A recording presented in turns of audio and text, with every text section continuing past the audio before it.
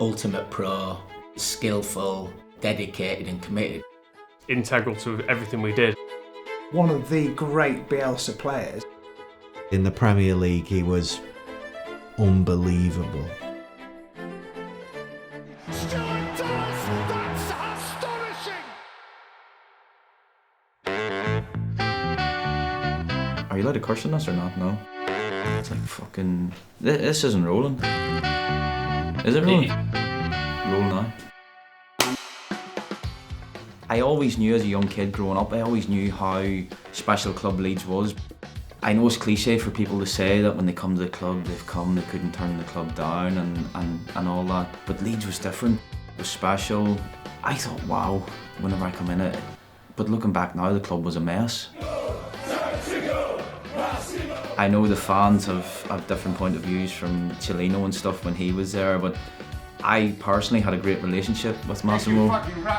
The club was a bit of a mess and you could tell it was just a bit frantic, it was all over the place and then the changes all happened. But yeah, I look back now, I'm so proud that I was able to play for the club. I genuinely couldn't have picked a better club to go to when I left Brentford. I'll be honest with you, I had it tough in terms of, you know, the first few seasons there. I was playing, I wasn't playing. Like it was Gary Monk had come in and another great manager, and I loved playing under him, and Thomas Christensen as well. But I felt that it was possibly my time was coming to an end at Leeds. When he arrived from Brentford, I was quite excited. I thought, oh, winger. It didn't really work out as you sort of probably imagined. He was a bit in and out, a bit hit and miss. Loved his energy, humble guy, great to talk to, cracking accent as well. A good player, but not somebody that was game-changing enough for me at first. But once Bielsa got hold of him, then different altogether. He seen something in me that nobody else seen, and my biggest strength was my running power and the way we played, especially when I played in midfield, the way we played with the number 8, he just wanted you to run. And if you look back to the goals, even that, you know, when Klitsch was playing in the number 8 position, the runs he used to make all the time. And Marcelo used to show me these clips before games. He would always have done an individual meeting with the players every Friday night or Saturday morning before whatever it was, and he used to tell me that you can make that run. It used to make me feel almost at times invincible. We always thought he was a good player, but in and out of the side, some injuries, some not, some managers fancied him, some didn't, and you always felt like he would sort of go through his Leeds United career of being a good Leeds player, but many have passed through the doors that have been of a certain level. And then for me it was a little bit during the first Bielsa year, but the playoff semi-final that we actually lost. Dallas has just peeled around the back here. Cooper trying to get there. Oh, and Dallas pounces! He almost single-handedly tried to drag us to the playoff final. Played brilliantly, 2 great goals, and suddenly then it was like, this guy, he's got something special. Into Mateusz Klich. And on for Stuart Dallas here!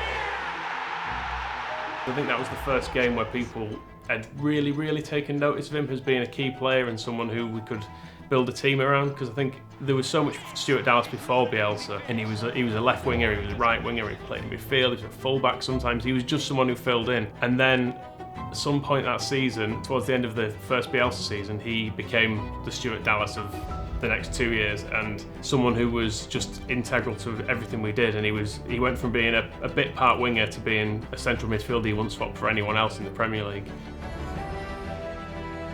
He's seen that my biggest strength was my running power, and like I never come and get on the ball and dictate play. That was Calvin's job or whatever to do that, and I just went the other way and was effective. And yeah, Marcelo made me.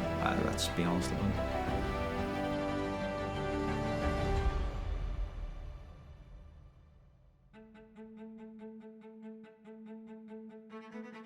We lost out in the playoff semi-final, and honestly it was like the world had ended. It was horrendous. I remember the feeling in the changing room after the game, and I phoned my wife straight away. I said I need to leave Leeds tomorrow morning, as in the city, not the club. I needed to leave, I needed to get away from everything because it was just too much. It was like we'd failed everything, we'd failed everybody. But You know, to bounce back the way we did the following year is absolutely incredible. You know, I still remember walking in at Bristol City on that first day of the season and we blew them aside. And then we had some incredible results that season, some incredible highs. But that was all made by the squad that we had. The squad that we had then was the guys, like some absolutely incredible people. All good quality lads. All really, really good people who knew what it meant to play for Leeds, and that obviously came from Marcelo as well. The night that you went up again must be. I'm thinking about it now, honestly. Nobody really knew what to expect because it was COVID and we didn't know were people going to come or not. But we'd obviously went to the stadium not expecting. Well, if we went there, we kind of were half expecting, but we were there anyway, and we were watching the game, and then it's just like we're looking out the windows at Ellen Road and people are just starting to arrive, and cars are just being abandoned, and there's fireworks going off, and it's still daylight at this stage, like, and there's people's beeping their horns, and it was just an unbelievable moment, and something, as I say, like these moments don't come around very, very often. You know, you can go through your whole career without winning anything, and to be part of the team to get the club promoted back to the Premier League after so long was special, and it was kind of like a relief as well because of what we'd went through the year before. I remember ringing my wife and crying down the phone because I knew the pain that I had suffered the year before when we'd lost the semi-final. That was amazing. Obviously being up above and seeing Marcelo then coming around the pitch, and that was a moment that'll live with me for the rest of my life because you never ever got that close to him, simply because he is that guy. Like, he will give you absolutely everything, but he didn't like being close to players because he felt that they relaxed, you know, if they had a personal relationship with them. But for him to come, and I remember we were all shouting down at him. Now, if we were on the training pitch, we wouldn't be shouting at him, but it was because of just what had happened, and he was waving up at us and blowing us kisses and all, and then he's just come up, and it's just like he's just hugged us like it was you were being hugged by a parent or a grandparent or something like that. And it was just them moments, as I say, they never come around. They very, very rarely come around, and to got promoted, you know, with a manager like that was just surreal, really. Beautiful moments to look back on.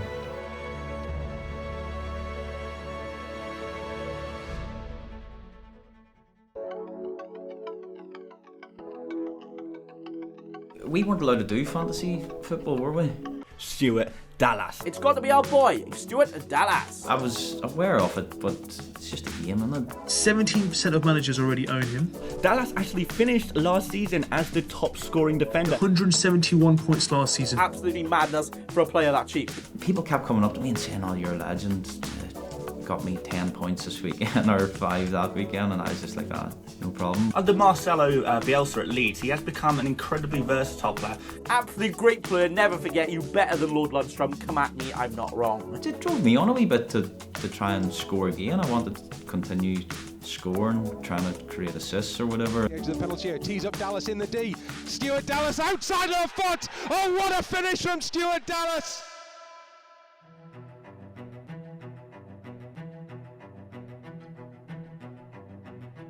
It was a bit strange, but surreal, really. But these were games you dreamt of playing in. Sterling ahead of him. Llorente has a problem. It's Raheem Sterling. I played in midfield that day, and I was just running. I was just running about. But Here's a threat potentially. Elder Costa has set it for Bamford, and Bamford for Dallas, and Leeds have snatched the lead. We scored the first, and then it was torture after. It was mentally draining because City were just passing the ball about, and we had to be so focused, so switched on. And then obviously Liam gets a red card. Liam Cooper on Jesus. Yeah, he's quite high, Jim. It is. And Liam Cooper walks. He still says he didn't deserve a red card, but I'm not sure how, because he hits him on the knee. It's a terrible challenge. We were 1-0 up at half time, and in the second half, there's not too many times we've played with 10 men under Marcelo, because obviously we're really man for man. So when you go down to 10 men, the whole game plan changes. It's completely not normal. But Marcelo had a way of working on things during the week that straight away you just switched into a mode where you knew what to do. Fernandinho. Bernardo Silva, Torres! City just had all the ball in the second half and they equalised. Then you're just thinking, well, you come away here 1-1, it's a great result, you're happy enough for that. And then I still remember I think it was Fernandinho jogging beside me and the ball had went out to Alioski. I think it was Elan threw the ball out and I was thinking to myself, please don't throw it, just kill the game. And for some reason he's throwing it out till Alioski, and whatever he's done, when he's come inside, I just remember run because we had no front man. Dallas is dashing through the middle here for Leeds. Even when I was running, I was thinking, why am I running? But I seen I had got a head start on Fernandinho. He was actually behind me, but I had got a head start on him, and then as the ball comes through, John Stones looked like he was going to get it, and then it was just like, I'm getting here. He wouldn't, would he? Stuart Dallas! That's astonishing! Second one, it was just unbelievable the way he's broken away, scored. It's a winner against the champions, 10 men, all perfect. Even running away to the away end where there's no fans. The ultimate steal! It was just surreal. It's just a pity. It's a shame really that the fans weren't in that end, because them days don't come around often, and it's not often you score in the Premier League, and to have done that in the 90 whatever minute it was, and at the Etihad, the home of the champions, was incredible. Yeah, I think I took one touch and closed my eyes and hit it.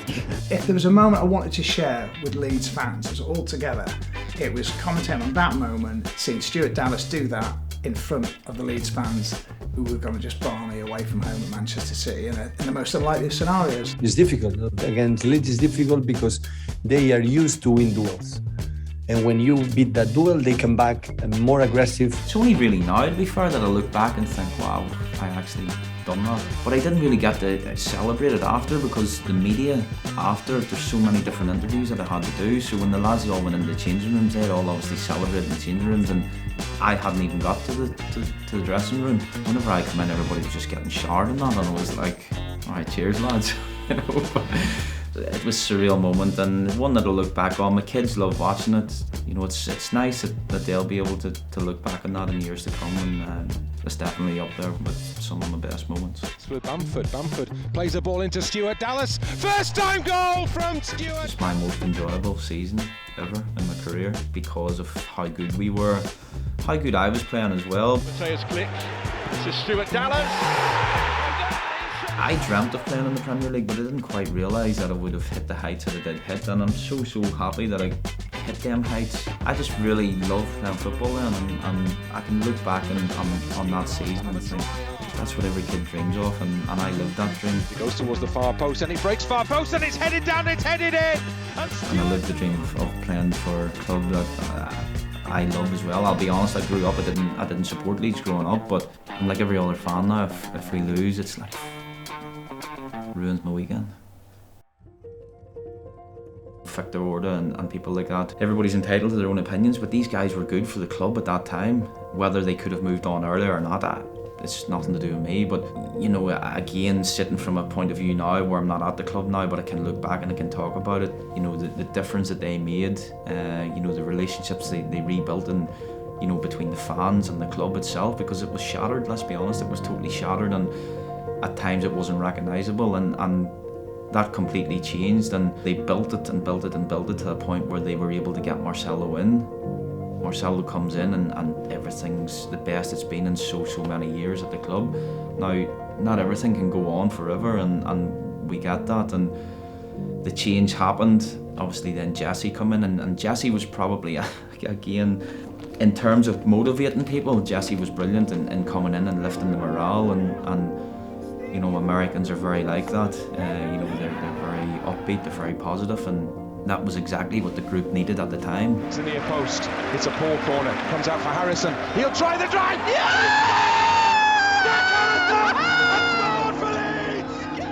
We got safe that season, and then can the club then go again? They've maintained their Premier League status, can they then go again? And unfortunately they didn't, and you know, we've ended up back down again and missed out on promotion last season, and hopefully this season is the one to take the club back to where they need to be, because let's be honest, they do need to be in the Premier League. And I'm pretty sure that when they do get back again, that they'll not make the same mistakes as what they made in previous years. I'm excited for the future. I don't miss football because I know I can't play. I had the 2 years to transition into retirement as well, because I obviously hadn't played in the 2 years that I was injured. So I'm sort of just finding my feet now. I'm enjoying life, playing a bit of golf, being around the house for my wife and stuff as well, because your kids, your wife, your family, you know, they sacrifice a lot for your success, and they miss out on a lot. They're at home a lot by themselves. They're raising the kids. So it's time now for me to give a little bit back to them and just be there, be a dad. So yeah, what's next for me? We'll see. Coaching maybe, other bits and pieces, and we'll see what happens. But I'm happy. That's the main thing. I'm happy that I am where I am at the minute. I'm healthy. I've got a beautiful family, and listen, the last 2 years were difficult. Of course they were. I went through a lot of hard times during that, but I always thought to myself, there's somebody worse off than me, there's somebody suffering more than me, so I can't complain.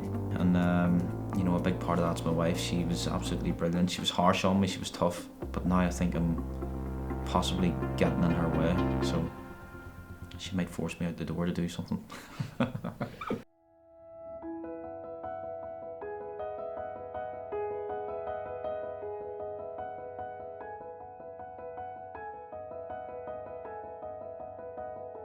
I don't know. I've never really thought about what legacy I've left behind. I just hope that for kids growing up and watching Leeds play, watching me play at Leeds, that I was just able to show them what it meant to play for the club.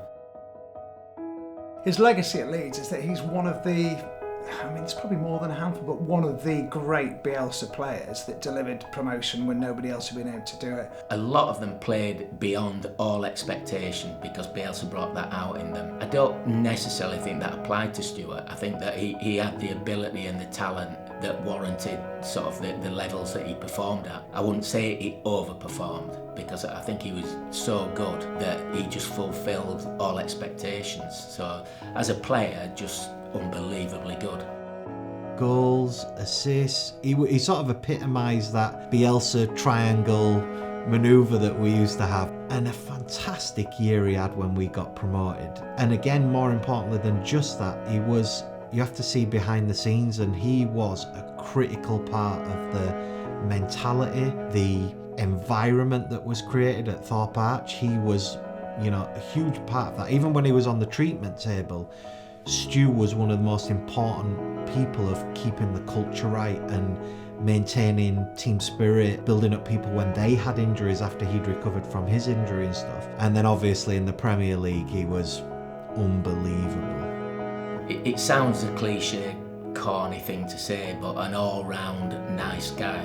As for his future, it would be so disappointing if he didn't end up coaching, because I think he's got so much to give and people have so much to learn from him that I think he'd make a fantastic coach. One of the most important modern day players that Leeds have had, not just on the pitch but off the pitch as well. He's going to be a hero. That's his legacy. Special moments with special people, special teams, special club. Had the best times of my life during my time at Leeds. Players come and go, of course they do, and players jump at the chance to play for a club like Leeds, but it takes a special player, a special type of mentality to be able to play at a big club, a lot of pressure, and be there for as long as what myself and a few of the other lads have done. The times at the start were so challenging. Even when Marcelo first came in, it was very challenging. But looking back now, I'm proud of what we achieved. In terms of my legacy, I just hope that, you know, every time I represented Leeds, that I made everybody proud. I put the team before myself every single time, and I didn't have the most quality in the world, I understand that, but one thing I did have was grit and determination, and every time I went across the line and put it on that jersey, that I give it absolutely everything, and I think that's a given For me, that's a given. I know sometimes it can look like players don't care at times, but you know, as I say, I didn't have the most quality in the world. I wasn't perfect, but you know, I give everything every time I crossed the line.